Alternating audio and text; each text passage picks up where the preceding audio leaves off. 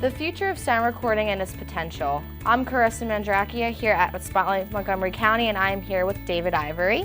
Hello. So you are here to talk about the SRT program? Yeah, that's one of the things, sure. Sound recording technology program here at Montgomery County.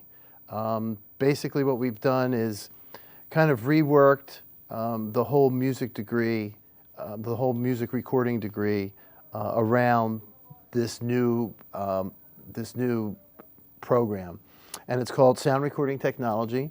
And basically what it is it's kind of split off from Common, has its own discipline right now, and it's sort of the same classes with a couple more nuanced, specific for jobs, trying to get into the workforce, understanding how you can take it from the college aspect into the job market. So SRT kind of prepares the student for that in a really good way. So we've added some production classes. We've just invested a whole lot of money into updating the studios. We have now the latest of all the consoles from Avid and from Pro Tools, and so right now the course is in really good shape and we're doing really well.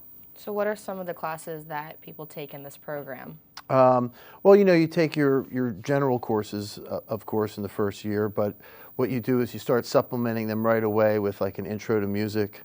We don't want to, in the SRT program, we still feel that there's a need for music education, so it's not just technology, it's not just pressing buttons. You have to know music to function in this business and to be a good producer or a good engineer. So we definitely have an intro to music course. You have to play an instrument, as well as you can. It's not like you're going to major in that instrument, but to know an instrument is good. And then basically we start the intro to production, intro to digital recording, talk about microphones, how they're used, what's the different functions, and then signal flow, understanding how a signal path works, as well as we have a music business course that Michael Kelly teaches, talking about contracts, royalties. I mean, there's so much that isn't understood about songwriting, publishing side of it, how you collect, how you make money doing this. I mean, you'd be surprised how many people have things that are out there that could actually generate some money, albeit maybe a little bit. But if you have several of these little incomes coming in, they start turning into something. Mm-hmm. So, but if you're not really understanding how that works and how to file and how to protect yourself, you might find out the wrong way of why it's like that. You know what I mean? And I'm sure it's hard right now too with all the technology that we have, especially with all the pirated stuff and everything. Mm-hmm. So I'm guessing, that you definitely teach them that in that class. Exactly. And it's a big deal too, because you want to not only protect yourself, but you don't want to be ripping other artists off as well. Exactly. Because we're all in the same boat here, and it's really hard. It's really important to understand that. Yeah, I mean, I get it. You copy something here and there, but I mean, to fill up your whole hard drive with other people's songs and never pay for them is really not. It's really not the way to do it, because it really doesn't help anyone. Mm-hmm. Yeah, it's cool that you can do that, but it doesn't really help the industry at all. And you'd be surprised. When you do create things and put them on YouTube, if you follow the right path and all that, and you start getting some hits, you can actually make some money on this stuff. But again, if it's not registered, if it's not copywritten, if you don't have your publishing figured out, and the understanding of that is really important. We even bring in guest speakers in all the time.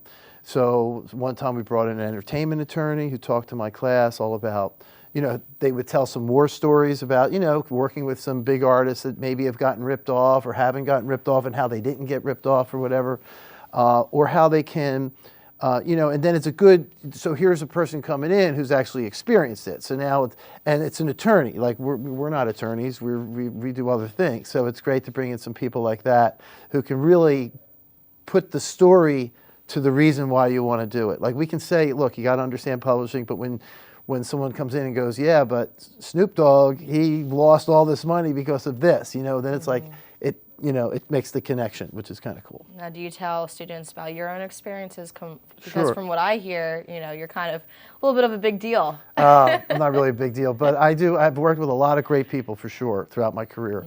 And it's really good, I think, to have anecdotal kind of, oh, well, when I was doing this with Patti LaBelle, she did this. And they go, really? I mean, yeah, because it's just normal folk just doing stuff.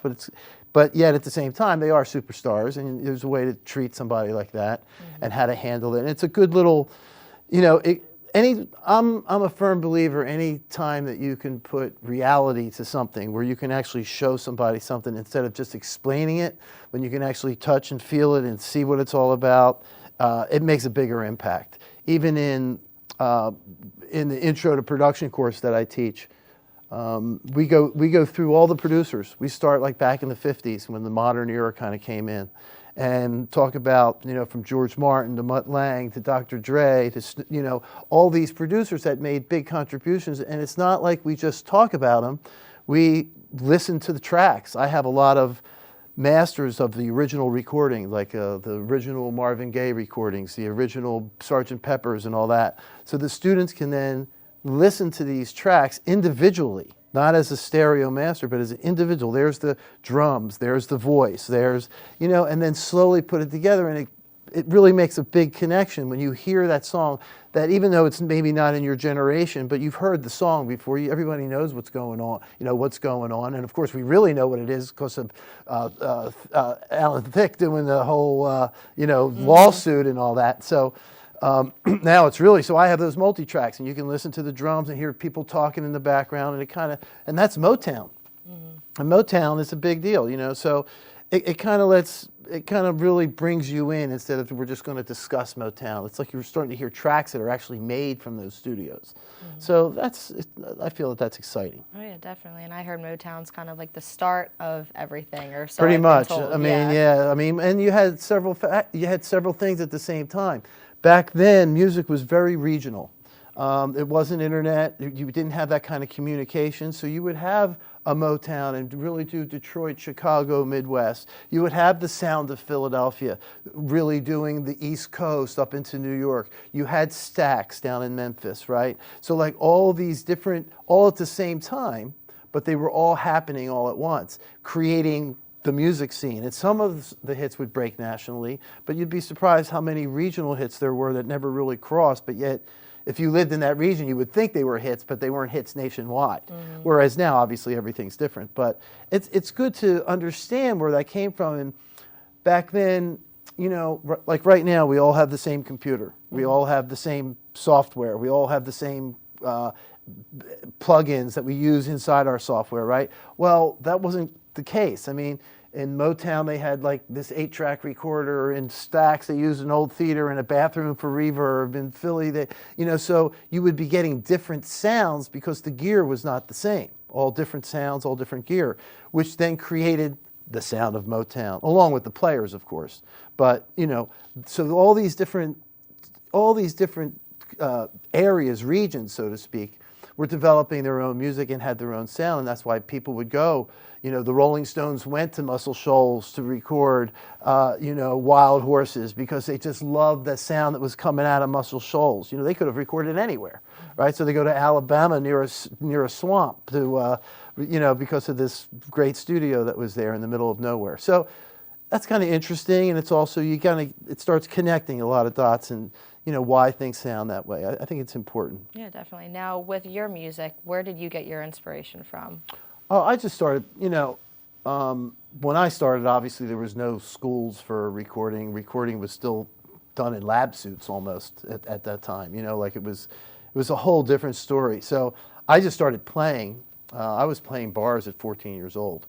So I was like really into music, obviously. So, and then right out of high school, I went on tour and started playing in different bands and all that. And then I had the bright idea that I was going to start writing music. And then that's when I got broke. Then I started losing money. And then I built a studio to record. And then one thing led to another. And then I started learning my chops as an engineer. And then, while you're engineering, people are asking you, well, what do you think of that take? Well, what do you think of that take? And then you start giving your opinion. And then people like your opinion and then want to come back and then have you then start producing instead of engineering. So, or do both, you know, which is pretty much what I do. I engineer and I produce. And for me, that was good because, you know, I'm pretty much a control freak when it comes to the way I like things sounding. So instead of me explaining it all the time to an engineer, it was just better for me to just do it. And it's cost effective and that kind of thing. So yeah, so so it was a long journey, and it still is, and it's great right now that I live close by. I have a studio close by to here, so it's kind of works out really nicely. And it started out actually as Michael Kelly bringing his music business class to my studio, and that's kind of how it all started. From he would just drop in and have students see a working studio, how it works, how it functions, how it operates, and then slowly I would come over and do a couple master classes and that kind of thing, and so now I'm teaching here, so it's great. Now, if someone wants to get involved in your programs, is there any way they can contact you at all? Yeah, well, it's mc3.edu/SRT. We have our own page. You don't have to go through the whole system to find us. So it's really just mc3.edu/SRT, and then that kind of lays out the entire program, all the requirements, the course selections, the options that you have, and that's the best way to get a hold of us. And then you can get, there's a place that you can fill out forms and things like that. And then also me directly, I'm ivoryproductions.com. So ivoryproductions.com, and there's a contact page, and you can just hit that, and it goes to me directly. Okay, well, thank you so much for joining My us pleasure. today. And that's all from Montgomery County Community College. I'm Carissa Mandrakia. See you soon.